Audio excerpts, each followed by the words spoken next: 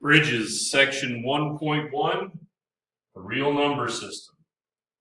Well, the real number system is the number system that we're all used to. It's the number system that basically all your high school classes operate from. But we're going to delve a little bit deeper into it and understand how it's put together. But to understand how it's put together, the first concept you have to understand is the concept of a set. And a set is basically just a collection of objects. So, for instance, I could have a set of numbers. I could have a set of all the clothes in my closet. I could have the set of all the hair on my head. That wouldn't be a very big set. But anyway, so a set is basically just a collection of objects, and you denote it with braces. So, for instance, this is a set. Okay?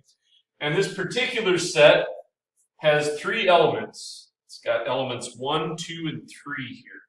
So it has three elements. So the elements are just the things that belong to the set. Okay? And then we have the concept of what's called a subset.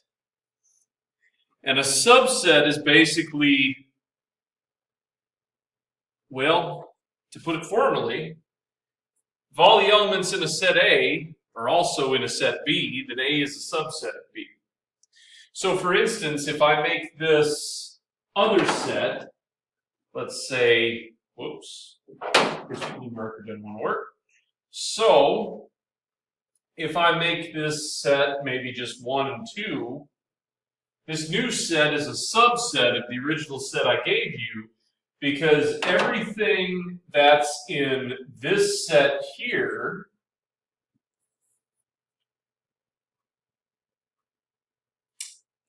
is also in this set up here.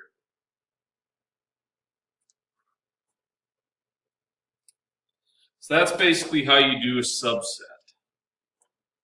So we could write that if we call this set A and this set B, B is a subset of A. All right. So now let's go to the real numbers. We're going to draw a figure, and we're going to kind of build it from the inside out. So if you're taking notes, be sure to leave yourself plenty of space. It's commonly used sets of numbers, and I'm going to scroll so we can, well, it'll be all right. So when we think of numbers, what numbers do we usually think of? Well, 1, 2, 3. Probably you throw 0 in there too. So if I take the set of numbers, 0, 1, 2, 3,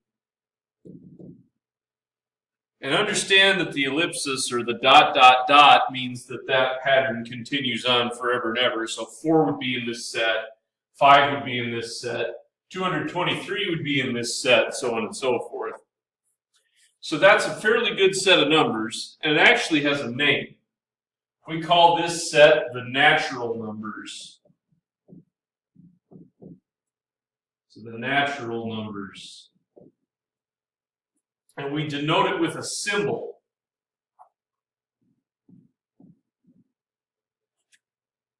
A lot of textbooks, they use a boldface N, but it's kind of really hard to do a boldface N on a piece of paper. So we use this little N with an extra stick on it to denote the natural numbers. So that would be a set of numbers that's commonly used.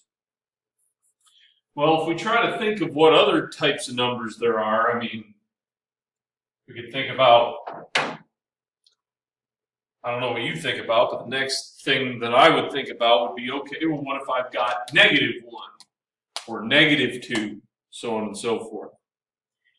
And so if we add those in there, we would have a set that would look like this. So we could have a set that looks like, say,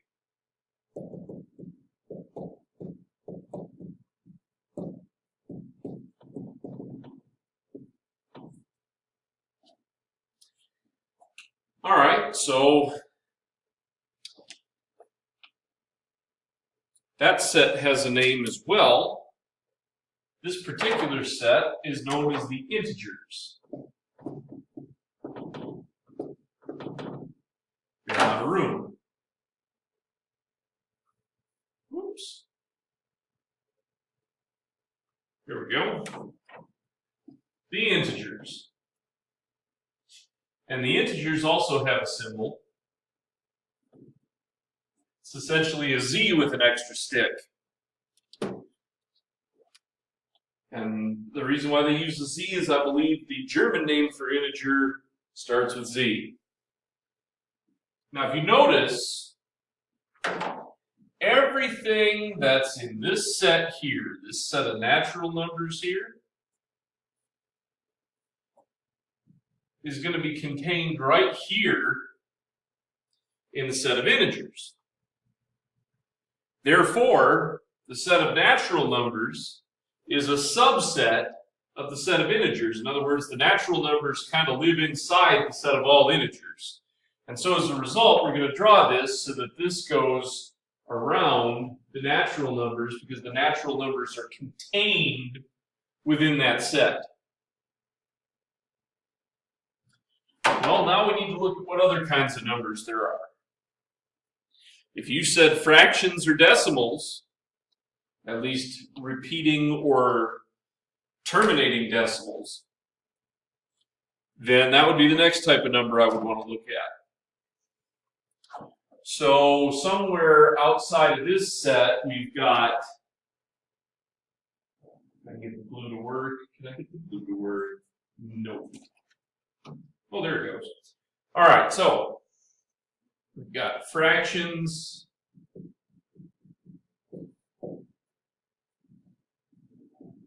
decimals, and that sort of thing. These are what are known as the rational numbers.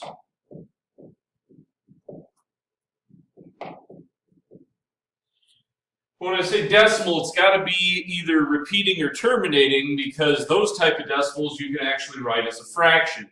And when I say fraction, I mean integer over integer. And so we have that set of numbers, and it's denoted with a cube. Some people like to write it like this. Now let's think. If I took an integer, say -2, could I write that as a fraction? And the answer, not surprisingly, is yes, you can. I can make this 2 over 1, and then it's a fraction. -2 is an integer, 1's an integer, therefore that's a fraction. So basically, all of these numbers here can be written as fractions. Therefore, they also belong to this set down here. And if they belong to that set down there, that means that the rational numbers contain the integers. The integers are a subset of the rational numbers. So what we can do is we can go ahead and draw a nice little circle around it like this, because those numbers, namely the rational numbers, contain the integers.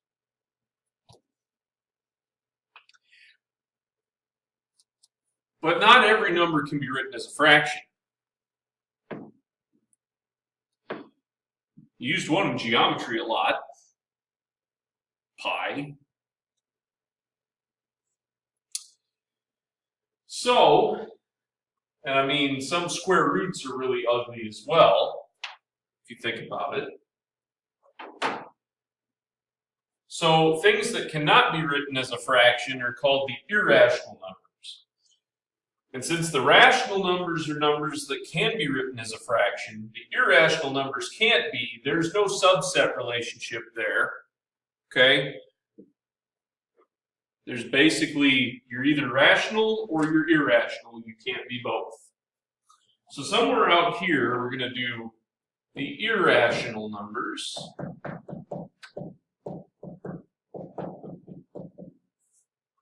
Those are going to be things like decimals that don't repeat and don't terminate. By the way, this has a symbol I with an extra stick. So examples of this might be the square root of 2 or pi.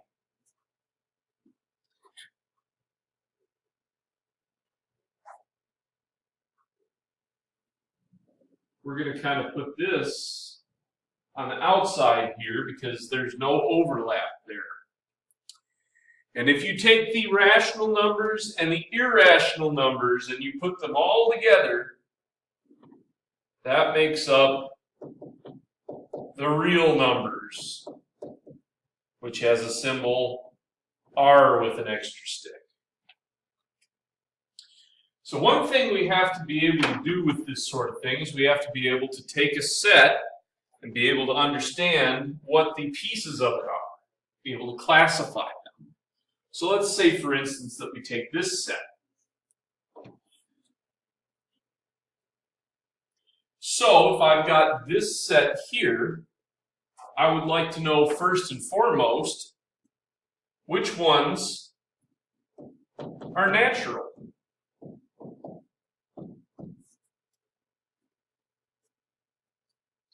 Well, if you recall, if you look back at your list, the natural numbers are right in here.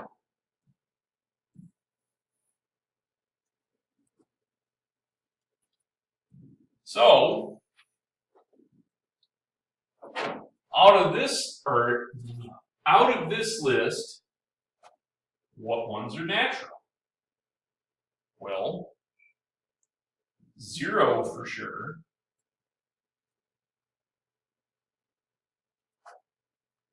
5 is a nice whole number.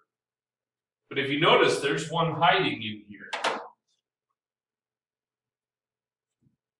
This one right here, the square root of 9 is 3. That's square root of 9. 3 is a natural number. All right.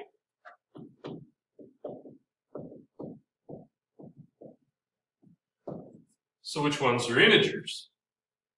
Well, if you recall, anything that's either a positive or negative whole number would be an integer.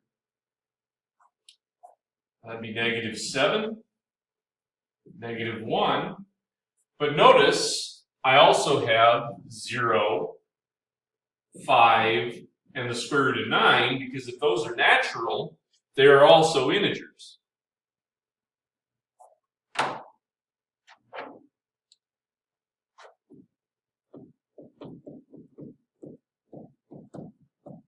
So which ones are rational? Well, if you recall, the rational numbers also contain the integers, so everything that was on the list of integers goes in my set here. And also anything that can be written as a fraction, but you have to be careful because that fraction has to have integers in it. So -1/5 is a rational number because -1 is an integer, 5 is an integer.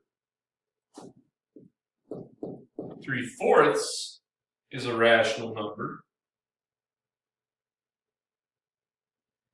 4.37 is rational. And that's it. A lot of kids get confused about this guy right here.